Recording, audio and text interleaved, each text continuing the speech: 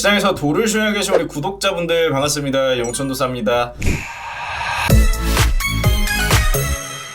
이 포스코 DX가 이제 1월 2일에 2024년이 시작되자마자 코스피로 이전 상장을 하는데, 이전 상장에 앞서서 현재 외인과 기관의 순매수가 연일 증가하고 있습니다. 그러면 이 외인과 기관이 계속해서 매수를 해주고 있는데 주가는 아직까지 크게 움직이지 않고 있는 상황에서 왜 매수하고 있고 아직까지 반등이 나오고 있지 않는 이유에 대해서 여러분들에게 정확하게 설명을 해드릴 테니까 이번 영상을 참고하셔서 보유 중이시거나 아니면 앞으로 매수를 계획하고 있으신 분들은 참고로 하시면 좋겠습니다. 바로 보겠습니다. 우선 포스코 DX 같은 경우에는 보시는 것처럼 이전 상장이 확정되고 나서 아직까지는 박스권 하단에 머무르고 있는 모습을 확인할 수가 있어요. 하지만 말씀드렸던 것처럼 이렇게 박스권 하단을 횡보하는 과정에서 직전의 저점을 이탈하지 않고 여전히 상승 추세가 유지되고 있다는 점을 우리가 확인할 수가 있고, 12월 13일에 상장 폐지가 결정이 되고 1월 2일부터 코스피 유가증권 시장에서 매매가 개시되는데, 이 공시가 나오자마자 연기금과 투신 그리고 외인이 지속적으로 매수하면서 비중을 늘려가고 있는 모습이 나오고 있습니다. 그러면 연기금 같은 경우에는 왜 중점적으로 매수를 하고 있는지, 그리고 투신과 외인도 왜 간헐적으로 매수를 하고 있는지, 일단 첫 번째로 우리가 가장 먼저 떠올릴 수 있는 거는 코스피 이전 상장 그 자체죠. 코스피로 이전하게 되는 경우에는 코스피 200으로 들어가는 게 아니기 때문에 현재 포스코 DX에 깔려있는 쇼커버링 물량들이 모두 환매수로 들어와 줘야 됩니다. 당연히 주가는 상승이 나올 수밖에 없는 수급적인 모멘텀을 첫 번째로 우리가 생각을 해볼 수가 있고, 두 번째로는 지난 영상에서 말씀드렸던 것처럼 포스코 DX 같은 경우에는 AI의 고도화가 이루어지는 과정에서 직접적으로 수혜를 받을 수 있는 스마트 팩토리 관련 국내 대장주기 때문이죠. 그러면 여러분들이 여기까지 제가 영상에서 말씀을 드려서 다 이해를 하고 계실 텐데, 딱 한 가지 추가적으로 모르는 게 남아 있습니다. 자, 보시는 것처럼 포스코 DX 같은 경우에는 현물 가격보다 선물 가격이 더 아래에 있어요. 보통 이 선물 가격 같은 경우에는 현물 가격 플러스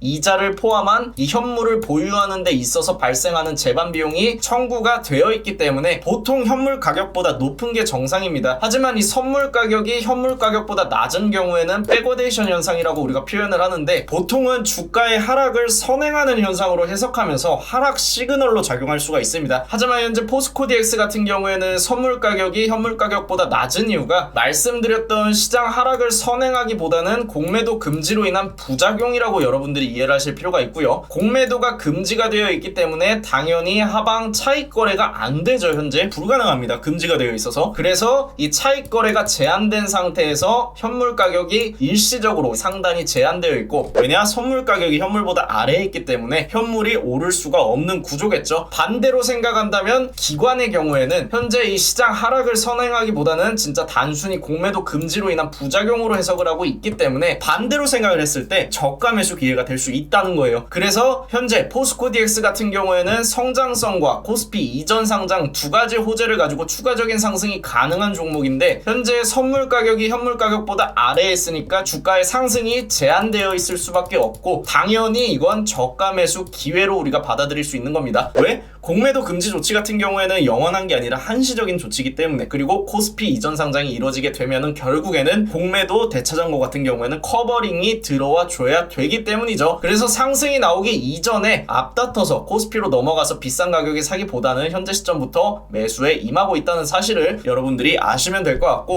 또 한 가지 여러분들이 체크하셔야 되는 거는 현재 포스코 DX가 연간 상승률 코스닥 1위 종목입니다. 그만큼 공매도 세력의 입장에서는 손실이 가장 큰 종목이고요. 하루라도 빨리 갚아야 하는 종목 중 하나입니다. 그리고 우리가 이걸 성장성으로 해석을 했을 때, 우리가 대표적으로 국내 증시가 추종하는 시장인 나스닥이 현재 매그니퍼센트 7을 기반으로 미증시 랠리를 만들어가고 있는 상황이죠. 그리고 이 매그니퍼센트 7 같은 경우에는 올해 강세를 보이는 이유가 바로 AI의 고도화 과정에서 이루어지는 성장성 때문입니다. 그러면은 국내도 위와 같은 흐름을 따라갈 수밖에 없는데, 실제로 코스닥 상승률 상위 종목 10개 중에 에코프로랑 TCC 스틸 빼고 전부 다 AI 관련주예요. 여러분들이 이 점을 주목을 해야 됩니다. 그리고 현재와 같은 흐름은 적어도 2024년까지는 유지가 될 수밖에 없다는 점 또한 여러분들이 주목을 할 필요가 있겠죠. 에코프로와 TCC 스틸 2차전지 시장 같은 경우에는 2030년까지 성장성이 담보되어 있었기 때문에 굉장히 많이 올랐고, AI 시장 또한 최소 2027년까지 성장성이 담보가 되어 있기 때문에 현재 모두 선반영된 게 아니라 2024년까지 점진적으로 반영되면서 상승을 만들어갈 수밖에 없는 구조다라는 점을 생각을 했을 했을 때 포스코 DX 같은 경우에는 당연히 코스피로 넘어가더라도 좋은 흐름을 유지할 수밖에 없다는 점, 그리고 코스피로 넘어가게 되는 경우에는 포스코 DX는 사실 코스피에서는 중형주도 안 됩니다. 시가총액이 높은 종목이 워낙 많기 때문에 현재의 시총을 그대로 가져가도 코스피 시장에서는 전혀 부담이 없는 종목이에요. 그래서 실제로 저희 무릉도원 같은 경우에도 39,200원 이하로 모아둔 종목, 당연히 1차 목표가 부근 5만원 전에 한 차례 수익 실현하고 나서 나머지 2차 목표가는 딱 정확하게 목표가를 정해놓고 계속 홀딩하고 있습니다. 영상도 올려드리고 우리 무릉도원 멤버분들도 계속해서 홀딩을 말씀드리는 구체적인 이유가 바로 이거라는 거예요. 상승이 나올 수밖에 없다. 그리고 이 포스코 DX 같은 경우에는 코스피로 넘어가는 과정에서 커버링 물량이 존재하는데 우리가 단순하게 생각할 수치가 아니라 굉장히 높은 수준으로 이루어져 있다는 점에 여러분들이 주목을 해보시고, 포스코 DX 같은 경우에는 현재 백워데이션 현상이 나오고 있는 시점이 저점 매수 기회가 될 수 있다는 점까지 고민을 한번 해보셨으면 좋겠습니다. 실제로 저희가 포스코 DX 올해 굉장히 큰 수익을 만들었는데 리포트상에는 현재 39,000원부터 매수를 했지만 만원대부터 저희가 포스코 DX를 지속적으로 매매해온 종목 중 하나입니다. 그리고 당연히 2024년에 제2의 포스코 DX가 될 수 있는 종목들 올해 미리 다 사놨어요. 지금도 매수하실 수 있습니다. 특히 포스코 DX와 HLB가 코스피 시장으로 넘어가면서 시가총액 상위 종목이 이탈하게 되죠. 그러면 코스닥 지수를 추종하는 ETF 패시브 자금 또한 리밸런싱이 이루어져야 됩니다. 이 리밸런싱 과정에서 포스코 DX의 공백을 채워줄 수 있는 새로운 주도주들 다 준비해 드렸으니까 들어오셔서 매수만 하시면 되겠습니다. 매수하실 분들은 위에 번호 문자 남겨주시고요. 저희 무릉도원 뿐만이 아니라 라이브 방송에서도 오늘 한익스프레스 상한가 들어갔죠. 이렇게 심심치 않게 상한가 들어가는 종목들까지 다 잡아드리고 있으니까 미리 구독과 알람 설정만 눌러두시면 이렇게 8시 50분부터 10시까지 누구나 다 참여하실 수 있습니다. 구독자분들은 다 참여할 수 있으니까 라이브 방송 또한 함께 하실 분들은 미리미리 구독 부탁드리겠습니다.